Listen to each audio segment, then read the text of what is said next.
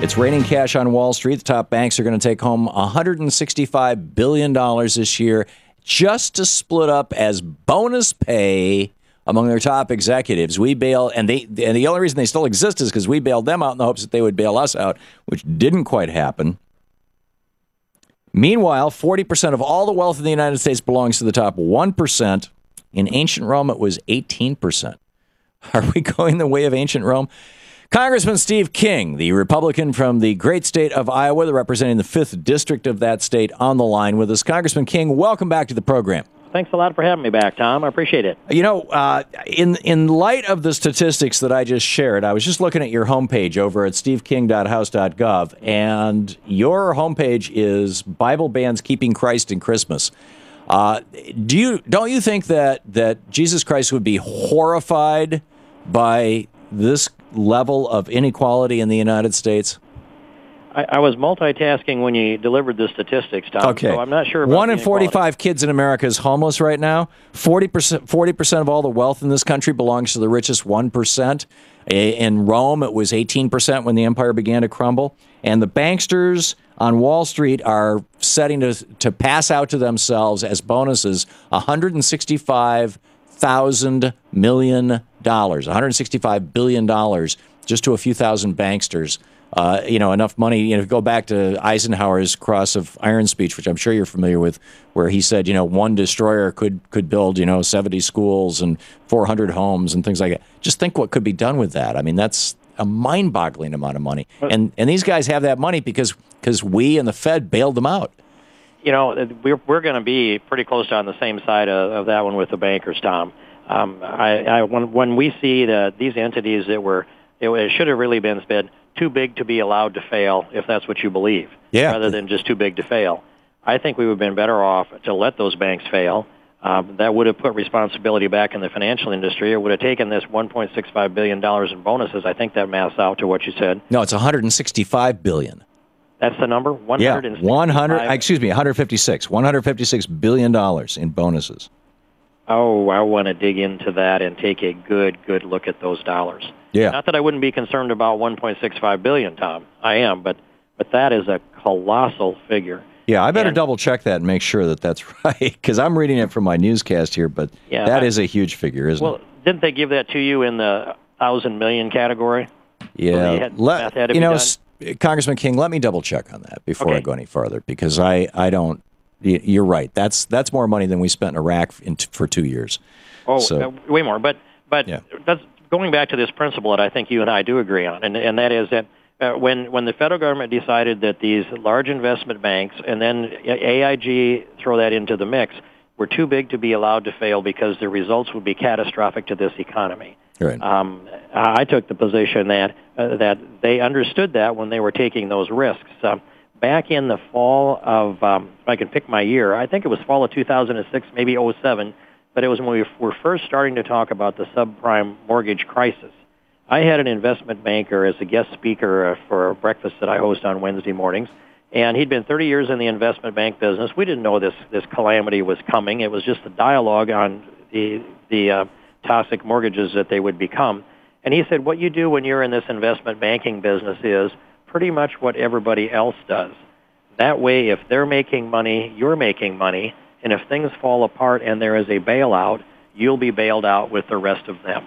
Right. That psychology told me the whole story. I mean, that was the backdrop for the story. Nothing's ever the whole story. That unfolded then in the subprime mortgage crisis, the toxic debt, Henry Paulson's Chicken Little Day, TARP 1, TARP 2, and all the things that have flowed from that now put our grandchildren yet to be born in debt. This is the area where I think that the populist Tea Party and the populist Occupy Wall Street find themselves on the same side of the page.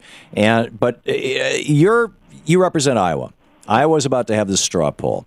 We've got Ron Paul seems to be the flavor du jour. 2 days ago it was Newt Gingrich. 3 weeks ago it was Herman Cain. Now there's talk that Sarah Palin is going to jump back in. I just don't think she's going to give up her multi-million-dollar paycheck with Fox News in order to do that. But who knows? What are your thoughts on what's going on with the Iowa caucuses? Who do you think is going to win? This is your state at this point, and your party. this is the most confusing, least predictable that I have ever seen. And you know, as looking at this, I'm starting now in the last 3 or 4 days to hear people talk about a bifurcated race. That means it actually isn't bifurcated, but it would be if you view Newt Gingrich and Mitt Romney as the establishment candidates, and that starts to debate rather than a definition. Right. And then you look at the candidates Rick Santorum and Rick Perry and Michelle Bachmann as the constitutional conservative candidates. The bifurcated race is who emerges from those three constitutional conservatives to lead, and who wins between Romney and Gingrich. Meanwhile, Ron Paul's an entity unto himself. That's how they're analyzing it now. Yeah, well, I think that's actually a reasonable analysis. And Ron Paul has this cult-like following, and it's growing like crazy, of young people who just, and I on the TV show that we do, I work with a whole lot of people in their 20s, and it just blows my mind how many people have no idea what his real economic policies are and what he's all about. You know, I mean, for example, there would be no federally guaranteed student loans if Ron Paul was in charge. And there would be no free public education like, you know, California used to have, like most states used to have. I mean, Abraham Lincoln put into place, as you well know, the land-grant colleges. Mm-hmm. And, you know, none of that would exist if Ron Paul was president, period. And additionally, and I asked him this question directly in Columbia, South Carolina on the Labor Day forum that we did with Jim DeMint and Robbie George. What would you do with our military? Our standing military, our armies, our ground forces, and he said, bring them all home, back to the United States, inside the sovereign boundaries of the 50 states. Right. Then well, what about our Air Force and our Navy? Bring them home, too. So, yeah, I mean, he's very Thomas Jefferson in that regard. Jefferson inherited a 300,000-man army in the election of 1800 and had it down to in the neighborhood of 6,000 people by the end of 1808, which, you know, some historians blame him for that, saying that's why we had such a problem with the War of 1812, was because he basically wiped out the military. But he wanted it to be replaced by militia. But that's a whole other thing. But you know, I think that there's a lot of young people who find a lot of appeal to that, Congressman King. You know, they say, you know, why are we playing empire all over the world other than to protect the oil? And why don't we just stop importing all that oil? You know, if we had followed the policy that Jimmy Carter started, you know, and said we'll never again import more oil than we did in 1978, then, you know, today we would not be importing oil. His plan didn't work out so well, but I will say in Jimmy Carter, Reagan put an end to it. He initiated the oil shale efforts in Colorado during that period of time, and that had long been labeled a boondoggle, and of course it's not necessarily opened up so much in Colorado today. But the gas my we're point getting is, out of oil shale and the oil is tremendous. So that part's been working.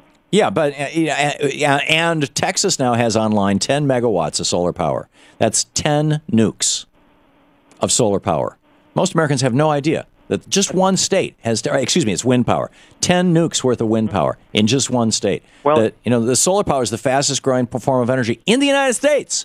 And it's one of the fastest growing industries. And on the wind, I can count at least 39 wind chargers from my lawnmower where I live. and I do still mow my lawn, Tom. And additionally, 20% of the electricity that's consumed in Iowa is wind-generated electricity. Yeah. We do have good solutions we can work on together. We do. And I think that we need to be working on them, and we need to be putting this country back together rather than screaming at each other. Congressman Steve King, steveking.house.gov. Thanks for dropping by today. My pleasure. Thank you, Tom. We will see how this all shakes out.